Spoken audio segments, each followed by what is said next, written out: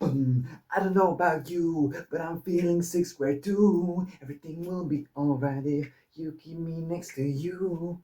That's right, everyone. Today is Taylor Swift's 36th birthday. And for this day, this special day, I wanted to make this video. And this video is going to be about her, but also about me, because, you know, it's my channel. And I wanted to talk about my journey in general with music on this channel, but this is the perfect time to pick that part of the journey. I hope you enjoy this. It's just gonna be a talking video like this. It's not like the previous video. If that's not for you, don't worry. There will be other videos in the future. This one is for the Swifties, for Taylor Swift enjoyers, or just for anyone who is curious about me or Taylor. It all started when the Big Bang happened. No, throughout my first years of being alive, I could not avoid Taylor Swift. My name is Taylor, and I used to be picked on at school for my name. People will call me Taylor Swift all the damn time. And of course, if I was a little boy, when I was a little boy, I did not like this because they were basically calling me a girl. But then we actually fast forward a few years because now it's 2022 and that's a lot of years. I know 2022 was the year that I went to uh, my first concert of an artist I really loved. And after that concert, I was very happy, of course, but I was also searching for new music because that was the point where I already discovered all of the music of that artist and I wanted to find something new. So I began looking through my Spotify playlist. I remember I was playing Hypixel Skyblock for anyone who knows the game. And I was scrolling and I was like, okay, which artist could I potentially like and which artist could I potentially discover music from? And I was looking and I wanted it to be a little bit more mainstream than the first artist I listened to. So I was like looking, and I was like, yeah, you have this girl that has the same name as me. She looks kind of nice. She looks friendly. She doesn't look too problematic or anything. She makes this music that I know a few songs of and I like. So let's give it a chance. So I listened to this album, 1989, and yeah, I give it a listen just by playing casually. And well, damn, I really liked it.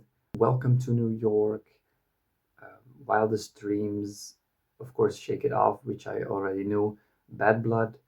Those were the kind of songs that really spoke to me the first time I listened through. So I listened a few more times to the album, and then later, when that kind of calmed down, it was very casual over a few weeks. I was like, okay, let's check out where she started out, and this is when I was incredibly, incredibly surprised and shocked. She made country music. You might wonder why this is so special, but for me, it was really special because I am a big fan of country music. I have my cowboy hat right here, in fact, and I used to do like country or line dance. So yeah, I was already connected to country, and so I was amazingly surprised when I realized that this is how she started out. I really like the debut album. It's still one of my favorites, but I didn't get into it immediately because at that point I was kind of busy with school and stuff also, and I didn't really know what to think yet. So I kind of laid it down for a bit, and then in the summer vacation I pressed play again. And I also noticed that one of the songs I really kind of knew already, and I didn't know why. It sounded very, um, how do you say this, familiar. Um, and I later discovered that this was because my mother had the CDs of two of her albums, one of them being Debut. I had a summer job that same summer, and I think that I listened every day to the whole Debut album when I was working there because it was like an office job, and that's also when I went on to the next album, which was Red. I went to the Red album. I played it first when I was biking home. When I ride my bike that's in that specific area, I always think of the Red album because it was a very special moment to me. Soon after, I listened to more and more albums, but that's also when another shift came in. There's one thing that comes with being a fan of her music, and that's that everybody knows her. Everybody has an opinion about her. And I did not know this. And I was talking with a friend about the music. I was like, hey, look, I kind of like this music. It's really nice. And he was sharing um, other music that hadn't listened to. I remember things like Paper Rings, which is still one of my favorite songs, and Enchanted also. And another friend who was in the call called us out. You like this music? You're a Swifty. You're Swifty. Oh no! It's so cringe. Keep in mind, I did not know what this meant at all. And they start like pushing you into either one of two categories. Either you are a fan of the music and you're cringe, or you are a hater. And well, of course, I was not gonna pick the hater category because I like the music. That was the whole point.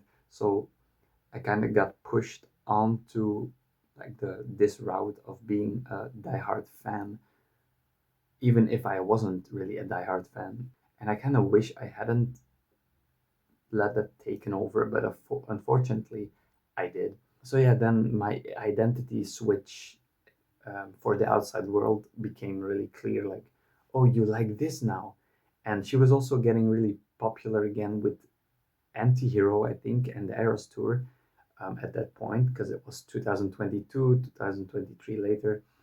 Everyone that you meet already has some sort of hatred, or maybe it's a fan towards her, and they also judge you very quickly. They will call you out for being very sensitive, for being even for being like a girl or whatever. Like they will say that you're not a real man or all kinds of stuff, and it was really hurtful.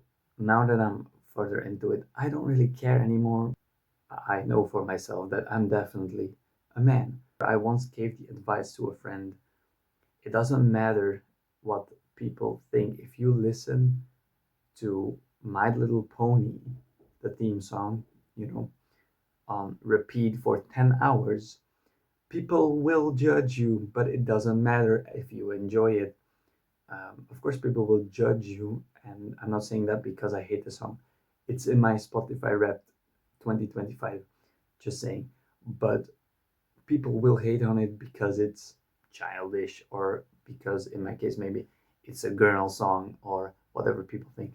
But if you enjoy it, it doesn't matter. It just really doesn't. And yeah, that's the advice that I gave a friend, and it really I noticed that a lot of people struggle with actually following this advice, that they actually need to hear it before they can do it. And that's why I want to tell this to you.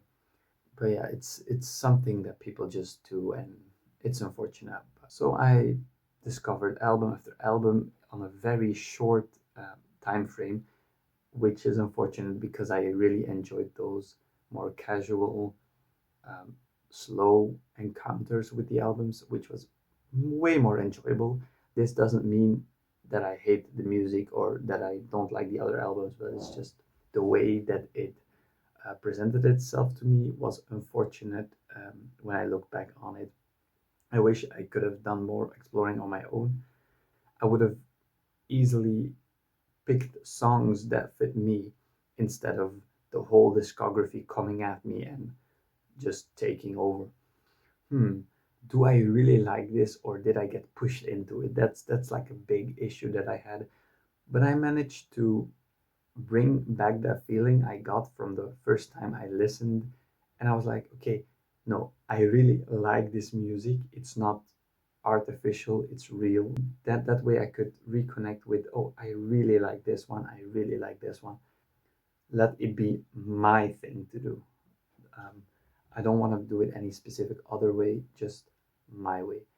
And I get to do that now because now I'm at a place where I just press play whenever I want, whenever I feel like it, and I don't feel guilty anymore for not being fan enough or being too much of a fan. And I know it sounds silly, it sounds stupid, but that's what you think when you're cornered, and you don't know what's going on. Luckily for me, I was able to do that. Another thing is also that I got, and that's really unfortunate, I got pulled into the whole gossip and side stuff that comes with fame of Taylor Swift, all the stories, all the drama. And to be honest, I really wish that I did not know many of these things. If I want to hear something, I want to hear it from herself, not because I'm entitled to it, but because I don't want secondhand info thrown on my plate. Apart from the music, Taylor is a lovely person, in my opinion. Many people have doubts about that, about certain things, but in my opinion, I don't know her personally. I'm aware of that, but the things that I see, she seems caring, she seems sweet, she seems silly in a good way, because I love silly. She seems very, very nice. So, a very happy birthday to her, and I really hope, now that she's getting married with Travis, that her life will be very, very amazing. And I really hope that she'll be happy in this relationship, because all the trouble that she went through, I can only hope the best for her. Um, and yeah, that's about it. I think that's enough for this video for today. Um, it's just me blabbing, to be honest. I don't know if this is good. I'm gonna have to edit it and be like, oh, let's do these and these. No, it's not gonna have a lot of effects. Probably it's just pam pam pam me yapping. But yeah, that's my story with Taylor, and as you can see now, she's just here on my wall supporting me. You know, um, also here on my self-made posters. Um, yes, very swagger. No, um, I did not use that word. No, you did not hear that. No. Um, but yeah, that was it for today's video, guys. I hope you enjoyed. Definitely leave a comment if you wanna talk about anything related to this video. You can also like the video if you liked it. Of course, you can also dislike it. But why did you watch till the end if you dislike it? That's really suspicious, man, or women. Bye bye, baby.